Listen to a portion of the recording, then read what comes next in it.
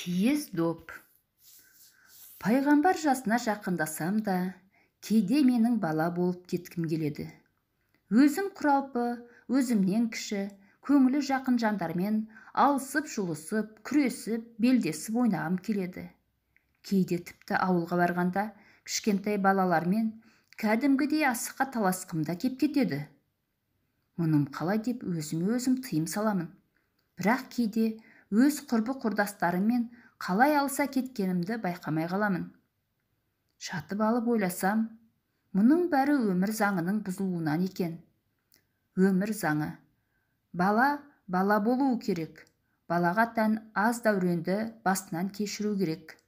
Егер балалық дәуренің шала болса, сол жетіспей қалған сыбағаңды кейін есейгенде аңсап тұрасың. Ал жалпы қай жаста болсаң да, кейде бала болып, балалық шаққа оралғаның ерсілігі жоқ па деймін. Сәби шағын мүлде ұмытып кеткендер, артына бұрылып бір қарамағандар, тегін білмес топастар ма деп қаламын. Олар туған анасын да, отанын да тез ұмытып кететін опасыздар сияқтанады да тұрады. Сорымызға қарай балалық шағымыз соғыс жылдарына тап болды. Сол шақтың өзінде де, өзегіміз талып жүрсе де, анда-санда біз де ойнайтынбыз. Ойынымыздың түрі киіз доп, немесе қашпа доп. Ол былай. Көктемнің көк өзегі өтіп, майысып мамыр айы келеді. Мамырдың аяғын ала сиырлар түлей бастайды. Көкке тойғаны ғой. Дәл сол кезде зеңгі баласы құтыра бастайды. Таңертең жайбырақат еріне басып, бұзауын қимай, артына мойнын бұрып, мөңіреп қойып, өріске кеткен мал сәйсізге түс кезінде жын қаққандай, құйрықтарын шаншып алып, көздері алара ақшиып, жолында не кездесе де соның бәрін жапырып, жайпап, ошақтағы қазанды төңкеріп, қайнап тұрған самаурынды құлатып, кейбіреудің қара лашығын таптап, тас талқаныңызды шығаратын. Сөйтсе, оқалақ, оқыра деген болады екен. Жылқының бөгелегі болса, сиырдың оқалағы бар. Оқалақ сиырдың құйрығы жетпес жон арқасын шағат екен де, сол жон арқаға тұқым тастап кетеді екен. Оқалақ шаққанға шыдай алмай сиыр сорлы жынданбай ма? Көп ұзамай әлгі ұры құртқа айналады да, сиырдың арқасын жыбырлатады ғой. Ал шыдап көр. Сол құрттан қайтадан оқалақ оқыра ұшып шығады. Залымын көрмейсіз бе? Әйтпесе ұяны сиырдың не құйрығы, не тілі жететін жерге салмай ма? Жоқ, дәл жон арқадан. Кәдімгі қара шыбыннан сәл ғана үлкен титімде жауыз үп-үлкен ірі қараны осынша зорлағаны, арқасын тесіп жайлы, майлы жерге ұялап, жұмыртқалағаны таң ғажайып.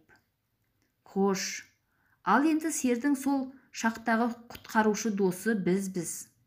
Оқалақтаған сиырды ұстап алып, сипап арқасындағы өлі жүнін жыламыз. Бармақтай болып бөртіп тұрған жонын саусақпен сығып, бырт еткізіп, аппақ құрт шығарамыз. Сиыр сүйсінеді. Құртты терген сайын көзін жұмып мөлиеді де қалады. Есесіне бізге өлі жүнін береді. Ал енді ол жүнді не қыласың дейсің ғой. Ол жүннен шекпен тоқымаймыз, киіз де бастырмаймыз. Ол жүннен қолдың басындай доп жасаймыз. Оның өзі технологиясы бар. Өлі жүнді ыстық суға малып алып, қос қолдап уқалай берсең, басы бірігеді. Үстемелеп тағы жүн қосып уқаласаң, біраздан соң доп болып шыға келеді. Қолдап салмақтырақ болу үшін өзегіне тас салып қойсаң, тіптен әйбәт. Ол допқа таяқ керек. Құдайға шүкір, сол кезде Мыңбұлақтың бойында әлі әдемі сәмбі талдың тамтығы бар болатын. Содан тұмсығы қайқы бір-екі таяқ кесіп аламыз. Содан соң ойын дайын. Осы күн ойласам, ол ойынымыз кекірегі азған бай ел Америкада гольф дейтіннің сыңары сияқты. Ортадан бір шұңқыр қазып қойып, әлгі киіз допты алыстан ұрып, соған түсіру керек. Кім түсірсе, сол ұтады. Кім түсіре алмаса, белгілі бір мәреге дейін қашуы керек. Ұтқан бала Қашқан баланы доппен қадап ұрып дәл тегізсе екесі ұтады. Қашпа доп деген сол. Ойынның одан басқа түрлері бар еді, ұмытыппын. Қазіргі ауылдың балалары оны білмейді. Допты жүннен жасауды да білмейді. Өйткені резеңке деген доп шықты. Асық ойнаған азар, доп ойнаған тозар деп Айша талай айтты. Асықты да ойнадым, ұтылып қалдым. Допты да ойнадым, ұтылып қалдым. Допты ойнап жүргенімде не сиырды бұзау еміп қояды, не Жаутік Батырхан отқа түсіп кете жаздайды. Әйтеуір қырсығым көп. Сені көп ренжіткен сол бір шала-пұла ойынымды, кейде айтқаныңнан шығып, сені қиналтқан әсіреңкілігімді кешіре көр, Айша. Қанша қиын болса да, қанша зұлмат өтсе де, енді міне сол кездерді сағынамын.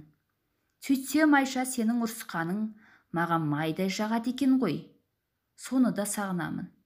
Үзіліп, енесі тепкен құлының еті ауырмайды деген осы екен ғой.